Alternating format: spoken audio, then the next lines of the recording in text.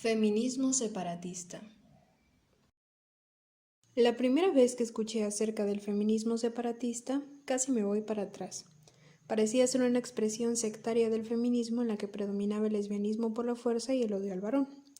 Hoy sé que no es así, que el feminismo separatista es una forma extraordinaria de garantizar espacios seguros a través del amor y la priorización de las mujeres, y que además funciona perfectamente como crítica social, económica y política hacia el patriarcado.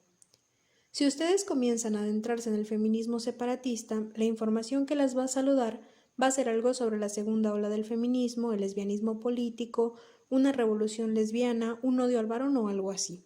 Ya saben, lo que tenemos que enfrentar día a día, una satanización extrema del movimiento.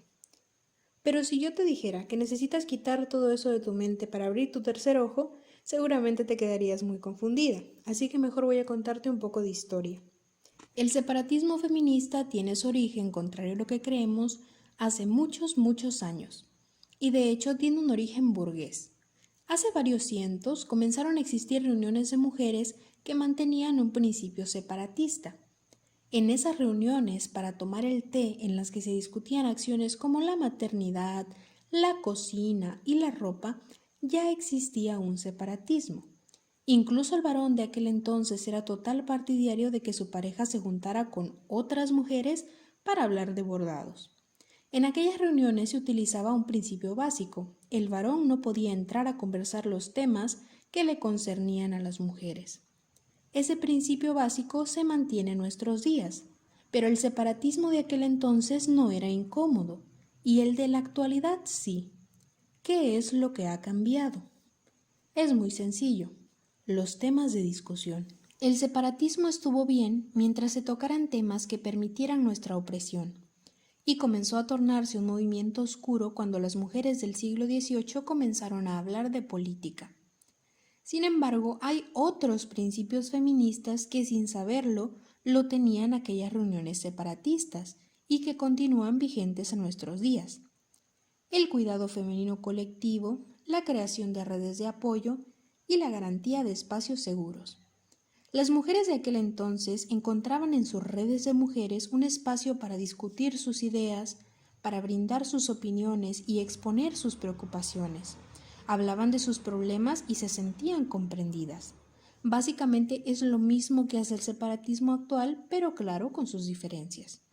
Es hasta poético pensar que en algún momento de la historia las mujeres comenzaron a cuestionarse los temas de discusión de los grupos sociales femeninos a los que pertenecían, transformando estos temas cada vez en críticas hacia el sistema en el que vivían. ¿Podría decirse que el grado primario de separatismo vendría siendo lo mismo, pero aplicado a nuestro contexto histórico y social del siglo XXI? Bueno, un poco, pero ¿por qué es necesario el separatismo? ¿Sigue siendo vigente ahora que la mujer ha podido pertenecer a la vida pública y política? Mientras en nuestra sociedad existan personas privilegiadas por el sexo, la conversación no será jamás horizontal con el género que oprime. Una vez que el patriarcado no exista, el separatismo no tendrá razón de ser. Claro, hablando en nuestro mundo utópico que sirve de referencia aunque suene imposible.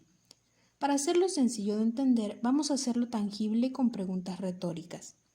En tu entorno mixto, ya sea clases, trabajo o grupos sociales a los que perteneces, ¿alguna vez has expresado alguna opinión que sea desvalorizada, sometida a mansplaining, ignorada o ridiculizada por los varones que son jerárquicamente iguales a ti? No me refiero a tu jefe o a tu profesor, sino a tus compañeros de clase y tus compañeros de trabajo. O en un sentido más sencillo, ¿has sentido alguna vez que la idea que tienes podría no ser útil para tu grupo porque ellos tienen corrientes de pensamiento diferentes, aunque a ti te parece una idea extraordinaria? O incluso, ¿cuántas veces has querido cuestionar algo a tus amigos en un grupo y simplemente te han tachado de aburrida o amargada? Pues en esencia, para eso se necesitan espacios separatistas. No se puede conversar de opresión con el opresor, no solo porque no lo va a alcanzar a entender, sino porque en esencia no vas a poder conversar con él. Estar sobre el privilegio hace que sea difícil para ti identificar que estás sobre él. porque ves solo a la altura de tus ojos. Y tenemos que ser muy críticas y muy fuertes para poder delimitar nuestros espacios. Lo desagradable del separatismo es que nosotras podamos definirnos y controlar el acceso del varón hacia nosotras, cuando hemos estado por milenios disponibles para que sean ellos quienes nos controlen y nos definan. Cuando designamos nuestros propios temas de conversación y de interés, se acaba el mundo. Un espacio separatista tiene esa cualidad de permitir tanto la libertad de la mujer como su desarrollo pleno, garantizando desde la colectividad una protección, en el sentido de que nuestra fuerza nace de mantenernos unidas. Pero dentro del separatismo hay algo todavía más primitivo que lo vuelve una necesidad, la necesidad de formar espacios que sean seguros, en los que no te sientas vulnerada o en peligro. ¿Cuántas mujeres conoces que nunca hayan sido acosadas, violentadas, denigradas, abusadas o vulneradas por un varón? ¿Ninguna? ¿Una? ¿Dos? Porque estadísticamente hablando, en nuestra vida podremos conocer una o dos a lo mucho y con muchísima suerte. Pues es por este respeto hacia los procesos emocionales de las mujeres que han sufrido violencia y hacia sus necesidades de sentirse seguras, aunque sea por un momento, que surgen muchos de los espacios separatistas. No podemos saber quién es el abusador de una mujer. Mi pareja en deconstrucción podría ser el agresor de alguna amiga mía. Mi padre podría ser el hombre que acosó a una mujer en la calle. Mi hermano podría ser quien abusó psicológicamente de alguna chica que conocí en una reunión o marcha. Los hombres no están ni quieren estar libres de patriarcado, porque los posiciona en una situación que les da poder.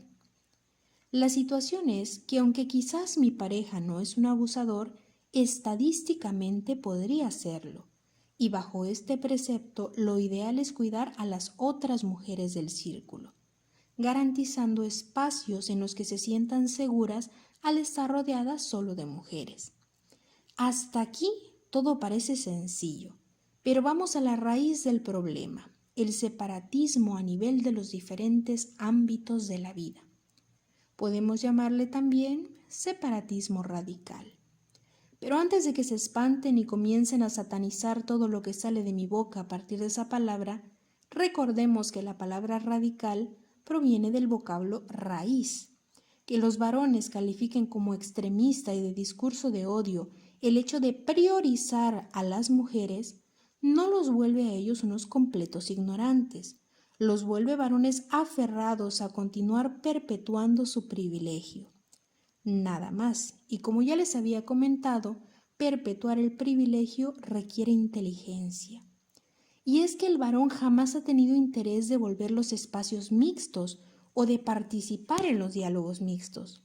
Nunca han participado en espacios mixtos, pero la idea de que ahora simplemente ya no son quienes deciden los hace tan renuentes a aceptar los espacios separatistas. Es así como se enfocan en ingresar a nuestros espacios, en lugar de abrir los suyos para integrarnos. ¿Y por qué? Pues porque quieren tener injerencia en nuestras opiniones e ideas sin que nosotras la tengamos en las suyas. El separatismo estará estrictamente relacionado con tu opinión personal y con la opinión en general que tengas del feminismo, con la forma en que hayas construido tus conocimientos, con la base de que el sistema económico, social, educativo y político es patriarcal. El separatismo se puede expresar en esos diferentes ámbitos y puede ir desde los espacios exclusivos de expresión artística de mujeres, los círculos de lectura, hasta las sociedades de vida que se construyen entre amigas o mujeres lesbianas. Y con la base de que lo personal se vuelve político y que cualquier acción individual repercute en la construcción de una sociedad más libre, surgen también los otros tipos de separatismo, como la limitación de las relaciones sexoafectivas con varones, el consumo ético sobre música, literatura y arte, el no permitir que en tus entornos existan personas o comportamientos machistas, la priorización de la mujer abusada por sobre su abusador al eliminar al tipo de tu vida, y la autopreservación limitándote a discutir sobre feminismo y mujeres solo con mujeres y feministas. Cada una de estas acciones son fruto de una profunda reflexión y de mucha teorización, incluyendo en estas un análisis consciente. Si procuramos no emitir juicios y por el contrario nos informamos de la razón de ser de cada una, entonces podremos abrazar estas acciones y reconocerlas como lo que son, sublimes actos de amor colectivo y propio. Las acciones individuales que son políticas requieren de forma individual una reflexión al respecto. Pronto volveré para hablarles del lesbianismo político, soltería radical, consumo ético y la separación del arte del artista. Por ahora pueden consultar el video de ¿Por qué no discutimos de feminismo con varones? Para que conozcan a fondo este tipo de separatismo.